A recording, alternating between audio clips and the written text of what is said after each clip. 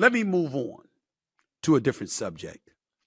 And it's a subject that's far more sensitive than the subject that I just tackled, which is just NBA basketball games on the court. This is about an NBA player off the court. His name is Draymond Green. Now, just recently, what we heard via numerous reports is that Draymond Green was in therapy. People were using words like getting the help that he needs and all of this other stuff. I appreciated a perspective provided to us all by my man Paul George via Podcast P, his podcast that he has via Wave Entertainment. Podcast P, Paul George himself, speaking on his podcast about Draymond Green. Here's what he had to say. I don't like that they're painting him that he's crazy now, though. Yeah, like he got to go to therapy. Yeah, and all like this. I don't like that part. Like, all right, I think like, that's he's not crazy. Like, let's stop the narrative that he's definitely crazy. not crazy, And, like but something's wrong with him. Like there's something going on at home. Like, come on, like we got to chill with that. Let me preface my comments by saying it's important that people in my position, more so than Paul George's position, because he may have a podcast, but he's a basketball player, an elite basketball player, somebody I root for, by the way. But the tenets of journalism and the responsibility that come with it are not the responsibilities thrusted on shoulders like his. It's a responsibility thrusted upon the shoulders of people like myself. And so with that, the spirit of that in mind, let me first say the responsible thing to highlight initially is that Draymond Green cannot do what he did against Yusuf Nurkic any more than he could do what he did to Rudy Gobert, any more than he did or could do what he did against Sabonis. And that is a windmill slap or punch, a chokehold, and a stepping on the chest, all within the last calendar year. Can't happen. Can't happen. But for people to be talking about him like he's crazy, Draymond Green is not crazy. Draymond Green, I have not spoken to him since this incident. I have not spoken to him since his suspension.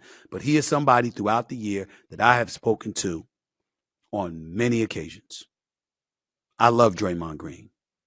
I think Draymond Green is a good brother. And I think it's great that Paul George took the time to remind everybody this is a good brother. And he's not some sick, demented individual that has a mental illness. Draymond Green has problems off the court and struggles to keep them on the court when in the moment of competition. Now, some people say, oh, Stephen A., that's a damn problem. Yeah, it's a problem, but not like people are trying to paint it. It's not some brother that needs to be medicated, that's psychologically warped or anything like that. Stress can hit us. And see, this is where I don't blame athletes for getting pissed off.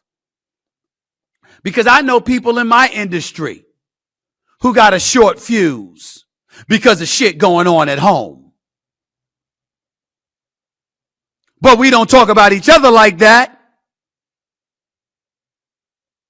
There's so much trifling stuff that happens to all of us. You never know when it could tip you over the edge.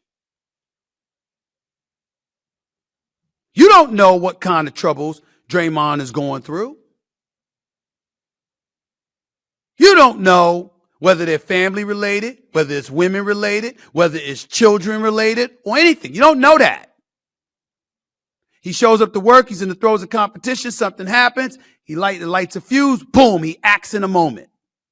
Okay, you can't do that. But when you talk about the brother needing help, see, this is when I've used words in the past like Oprah-fied society that we live in. See, it all started with her. That's why Dr. Phil is worth damn near $1 billion. Okay? It's stuff like that, that start with her. Dr. Oz. That's how he was able to run for the Senate seat in Pennsylvania. Who the hell was thinking about Dr. Oz? I like him, by the way. But who was thinking about him before he showed up on Oprah?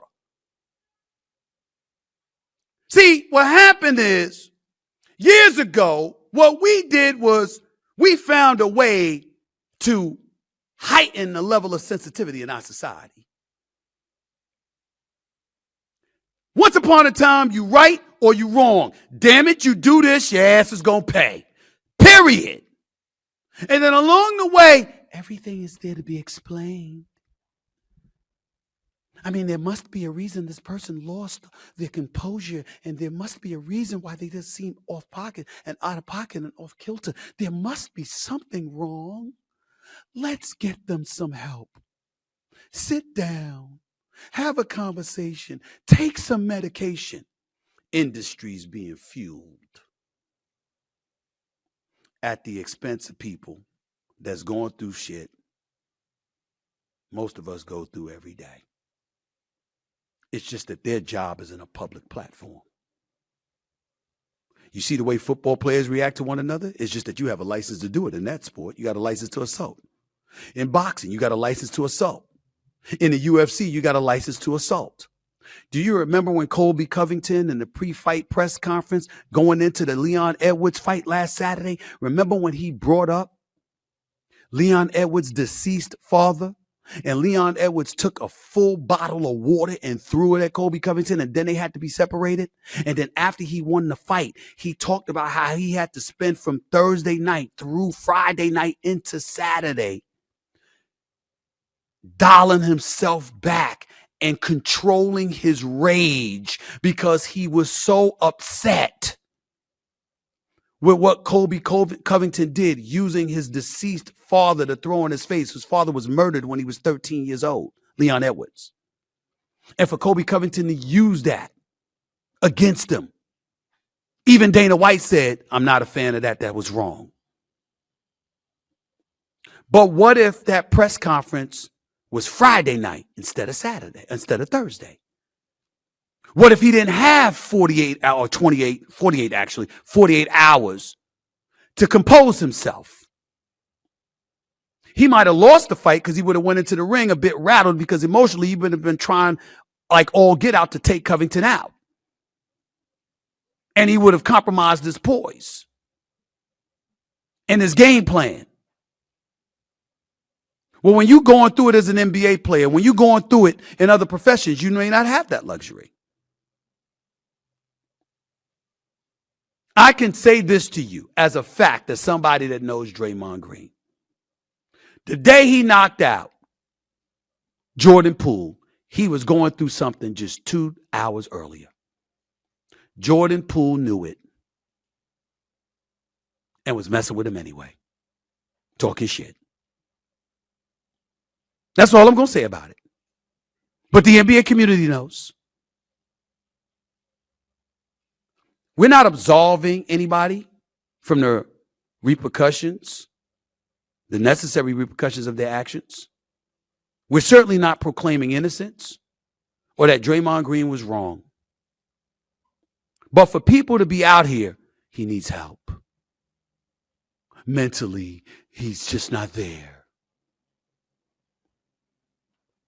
I'm leery of that, especially when it comes to black men, because it seems to have a profound effect on us and our community more so than it affects others. I've said it to you on many occasions, and I'll say it to you again. When white folks catch a cold, black folks catch pneumonia. Everything is always worse for us. I don't ignore that. Paul George didn't either, which is why I appreciate him saying what he said about Draymond Green. Because he wasn't just speaking about Draymond Green. He was speaking about all of us. And he's right.